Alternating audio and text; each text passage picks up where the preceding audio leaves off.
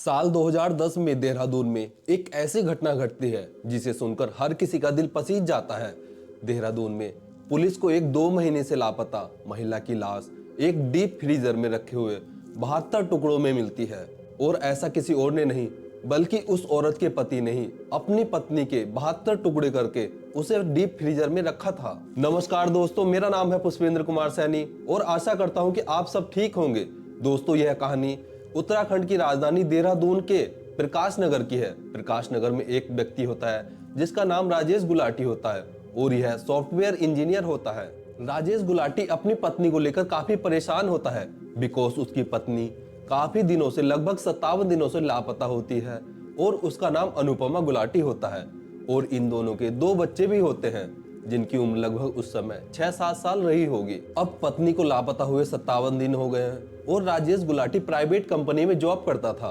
अब वह जॉब को देखे या अपनी पत्नी को ढूंढे और राजेश गुलाटी अपने माता पिता अपने ससुराल वालों से भी लगातार बातें करता रहता है और उन्हें बताता है कि हम दोनों के बीच लड़ाई हो गई थी और इस लड़ाई के बाद अनुपमा यह कहकर घर से निकली थी कि वह कभी भी इस घर पर लौटकर नहीं आएगी।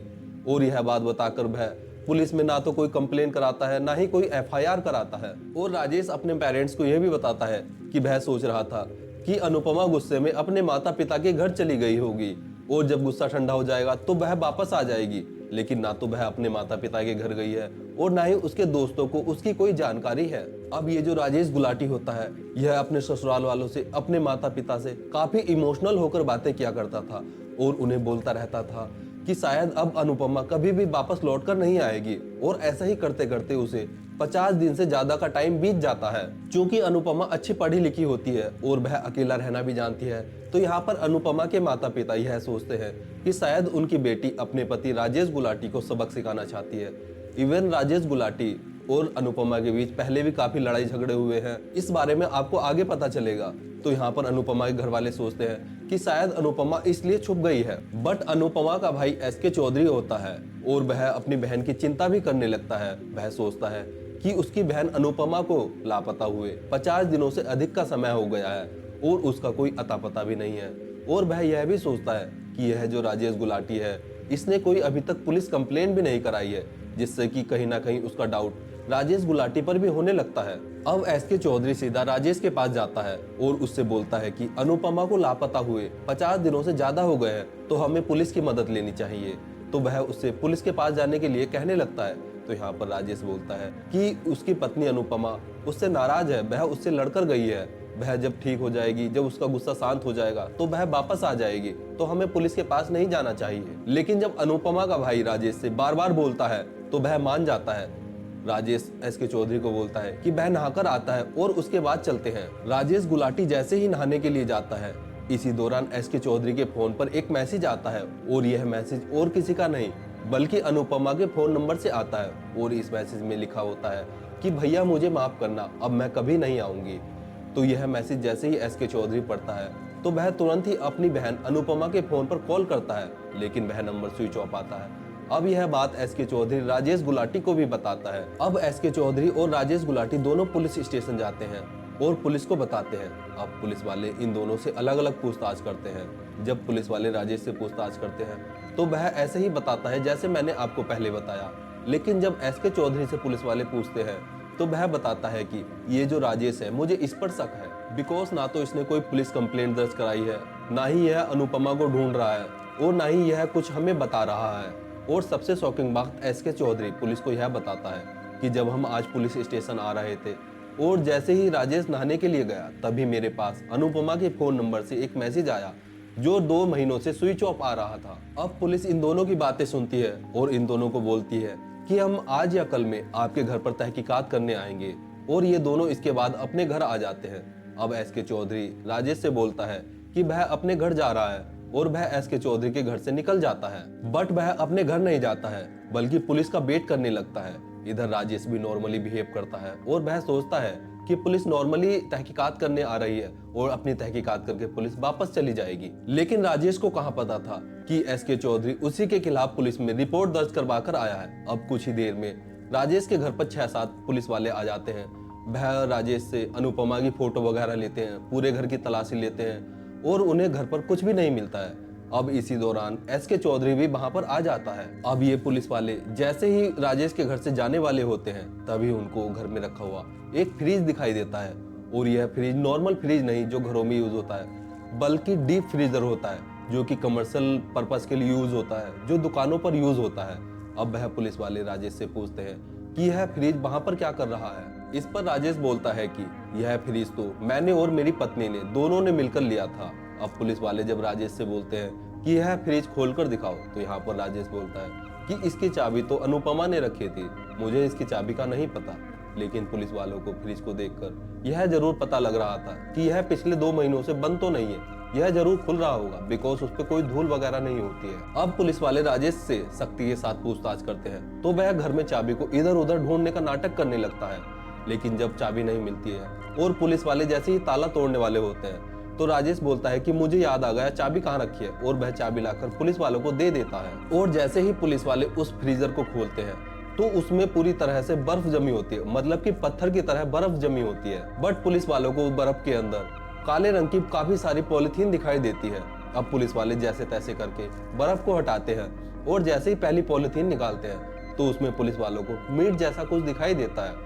अब पुलिस वाले दूसरी पॉलिथीन निकालते हैं तो उसमें भी पुलिस वालों को मीट जैसा ही कुछ दिखाई देता है। इसी बीच राजेश गुलाटी पुलिस वालों से बोलता है कि इसमें कुछ नहीं है साहब, इसमें तो मैंने बहुत सारा मीट लाकर रखा हुआ है ताकि मुझे बार बार बाजार न जाना पड़े। इस पर पुलिस वाले राजेश गुलाटी को डांटते हैं और जैसे ही तीसरी पॉलिथीन निकालते हैं और उसमें देखते हैं तो पुलिस वालों के पैरों तले जमीन खिसक जाती है, उनके होश उड़ जाते हैं। बिकॉज उस पॉलिथीन में और कुछ नहीं बल्कि अनुपमा का कटा हुआ हाथ और उंगलियां होती हैं। अब यह सब देखकर पुलिस वाले राजेश गुलाटी को गिरफ्तार कर लेते हैं और उस फ्रिज से सारी पॉलिथीन निकालकर चेक करना शुरू कर देते हैं। अब पुलिस वाले यह जानकारी अपने उच्च अधिकारी को देते हैं जिससे कि वहां पर फोरेंसिक टीम भी आ जाती है। अब उस डीप फ्रीजर से 35-36 काले रंग की पॉलिथीन निकलती है। जैसे ही फोरेंसिक वाले उस डेड बॉडी के सभी हिस्सों की जांच करते हैं तो उन्हें अनुपमा की डेड बॉडी के सभी हिस्से नहीं मिलते हैं। अब पुलिस वाले जब राजेश गुलाटी से पूछते हैं तो वह बताता है कि उसने बाकी के हिस्से तो फेंक दिए हैं। अब राजेश की यह बातें सुनकर अनुपमा की डेड बॉडी को पॉलिथीन में देखकर एसके चौधरी की भी रूह कांप जाती है। पुलिस जब सख्ती के साथ राजेश गुलाटी से पूछताछ करती है तो वह जोर जोर से रोने लगता है और वह पुलिस को बताता है कि जब वह दिल्ली में 1999 में पढ़ रहा था तो इसी दौरान उसकी मुलाकात अनुपमा से हुई थी और वे दोनों एक दूसरे के प्यार में पड़ गए थे। हम दोनों को आपस में प्यार तो हो गया था लेकिन हमारे घर वाले नहीं मान रहे थे, जिससे कि हमने कोर्ट मैरिज कर ली थी। और इसके बाद ये दोनों अमेरिका चले जाते हैं। वहां पर राजेश की अच्छी नौकरी लग जाती है और अनुपमा घर संभालने लगती है। राजेश की अच्छी नौकरी थी तो उसकी सैलरी भी काफी अच्छी होती है, जिससे कि वे दोनों वहां पर एक घर ले लेते हैं। अब राजेश नौकरी पर जाया करता था और अनुपमा अपना घर संभाला करती थी। अब ये दोनों अमेरिका में थे तो इनके ज्यादा दोस्त नहीं होते हैं, ज्यादा फ्रेंड सर्कल नहीं होता है, जिससे कि अनुपमा भी घर पर काफी बोर होने लगती है और वह भी चाहती है कि वह भी जॉब करे। लेकिन राजेश ऐसा नहीं चाहता था, जिससे इनके बीच छोटे मोटे लड़ाई झगड़े होने लगते हैं। लेकिन इसी दौरान अनुपमा प्रेग्नेंट हो जाती है और इन दोनों के बीच सब कुछ ठीक हो जाता है। अब अनुपमा साल 2006 में जुड़वा बच्चों को जन्म देती है, जिसमें एक लड़का और एक लड़की होती है। अब ये दोनों अमेरिका में खुश ही थे कि अमेरिका में रिसेशन के बादल मंडरा जाते हैं, मतलब मंदी आ जाती है, जिससे कि राजेश की जॉब चली जाती है।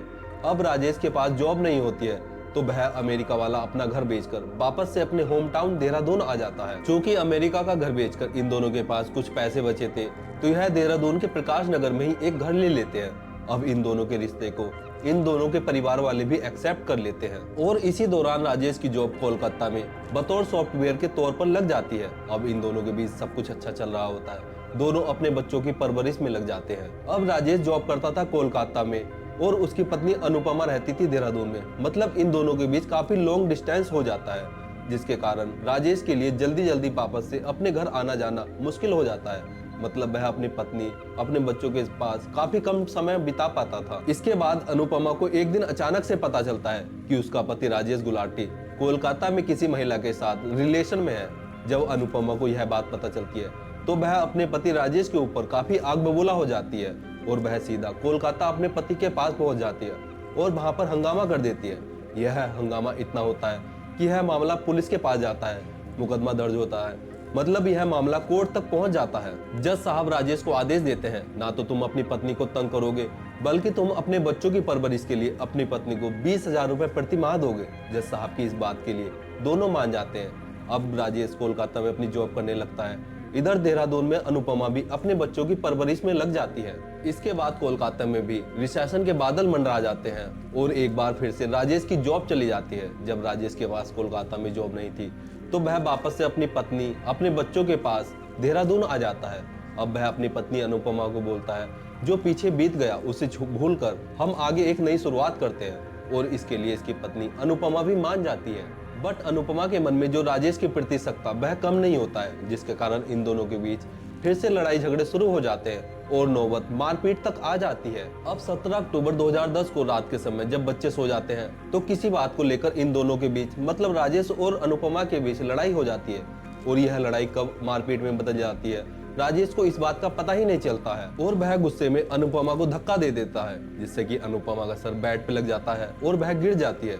जिससे कि राजेश सोचता है कि वह वैसे ही गिर गई है और कुछ देर में उठ जाएगी और राजेश सोने के लिए चला जाता है। लेकिन जब बहुत देर हो जाती है, अनुपमा नहीं उठती है तो राजेश उसे देखने के लिए जाता है और जब राजेश अनुपमा को देखता है तो उसकी सांसें चल रही होती है। तो यहाँ पर राजेश सोचता है कि एक मुकदमा तो पहले से ही चल रहा है और अगर यह ठीक हुई तो और मुकदमे भी चलवा देगी, जिसके डर से वह अनुपमा के मुंह में रुई ठूस देता है और उसके बाद वह अनुपमा को मौत के घाट उतार देता है।